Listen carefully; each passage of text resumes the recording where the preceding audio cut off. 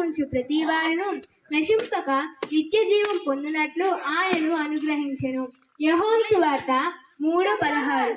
ప్రయాసపడి భారం మోసుకుంటున్న సమస్త జనులారా, నా యొద్దకు రండి, నేను మీకు విశ్రాంతి కలగజేతును. మత్తయి 11:28. ఏ భేదమును లేదు, అందరూ పాపము చేసి దేవుడు అనుగ్రహించు మహిమను పొందలేకపోవచ్చున్నారు. రోమీలకు రాసిన పత్రిక 3:23. నీతిమంతుడు లేడు, ఒక్కడునూ లేడు, అనుగ్రహించు వాడెవడనూ లేడు, దేవుని వెతుకు వాడెవడనూ లేడు, అందరూ త్రోవ తప్పి ఏకముగా పలికిన పనికి మాలిన వారై ఉన్నారు. రోమీలకు రాసిన పత్రిక 3:11-12.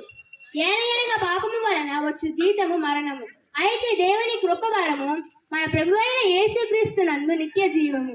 రోమీలకు రాసిన పత్రిక 6:23. పాపము చేయు ప్రతి వాడును అజ్ఞానము అతిక్రమించును.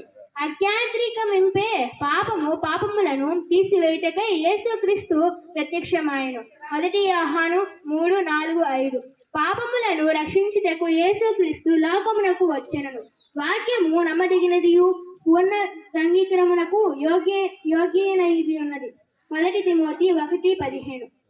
మన అతిక్రమము క్రియలను బట్టి అతడు గాయపరచబడెను, మన దోషములను బట్టి నలగొట్టబడెను, మన సమాధానమైన శిక్ష అతని మీద పడెను, అతడు పొందిన దెబ్బల చేత మనకు స్వస్థత కలుగుచున్నది.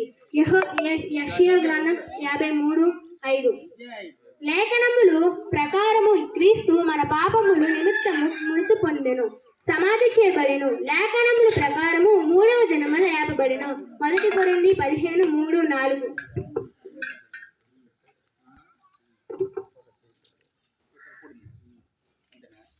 మరి ఎవని వలనను రక్షణ కలగదు, ఈ నామమునే మనము రక్షణ పొందవలెను గాని ఆకాశము క్రింద మనుషులలో ఇయ్యబడిన మరి ఏ నామమున రక్షణ పొందలేము అనెను. అపోస్తల కార్యములు 4:12. అయితే దేవుడు మన ఎడల తన ప్రేమను వెల్లడిపరుచుచున్నాడు. ఎట్లనగా మనమింకనూ పాపములై ఉండగానే క్రీస్తు మన కొరకు చనిపోయెను. రోమీలకు రాసిన పత్రిక 5:8. భూదిగంతముల వరకు నివాసులారా, నా వైపు చూచి రక్షణ పొందిడి. యెషయా 45:22. అదేమనగా యేసు ప్రభువు అని నీ నోటితో ఒప్పుకొని దేవుడు మృతులలో నుండి ఆయనను లేపనని నీ హృదయమందు విశ్వసించిన ఎడల నీవు రక్షింపబడుదువు. రోమీలకు రాసిన పత్రిక 10:9. మన పాపములను మనము ఒప్పుకొనిన ఎడల ఆయన నమ్మదగిన వాడును నీతిమంతుడను గనుక ఆయన మన పాపములను క్షమించి సమస్త దుర్నీతి నుండి మనలను పవిత్రులుగా చేయును. 1 యోహాను 1:9. ప్రభువైన యేసు నందు విశ్వాసముంచు, అప్పుడు నీవును నీ ఇంటి వారును రక్షణ పొందుదురు. అపోస్తుల కార్యములు 16:31.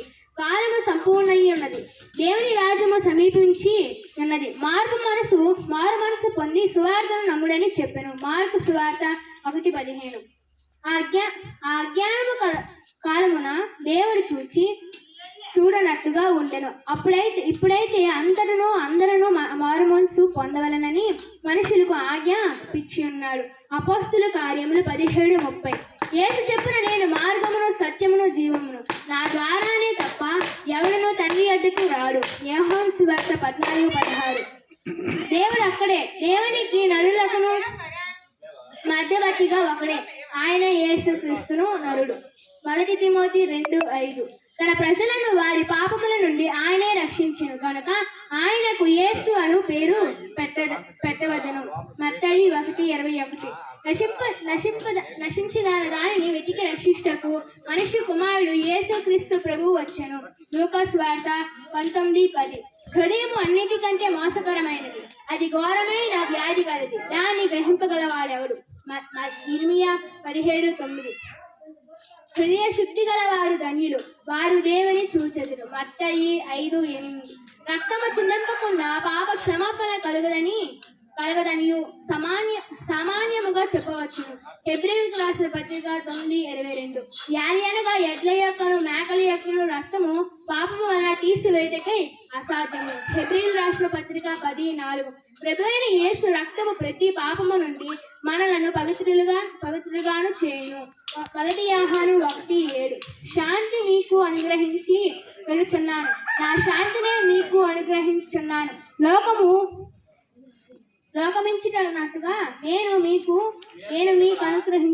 అనుగ్రహించలేదు. యోహాను సువార్త 14:27. యేసు చెప్పెను, పునరాతన జీవమునే నేనే.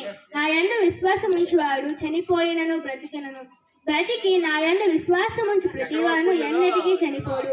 యోహాను సువార్త 11:25-26.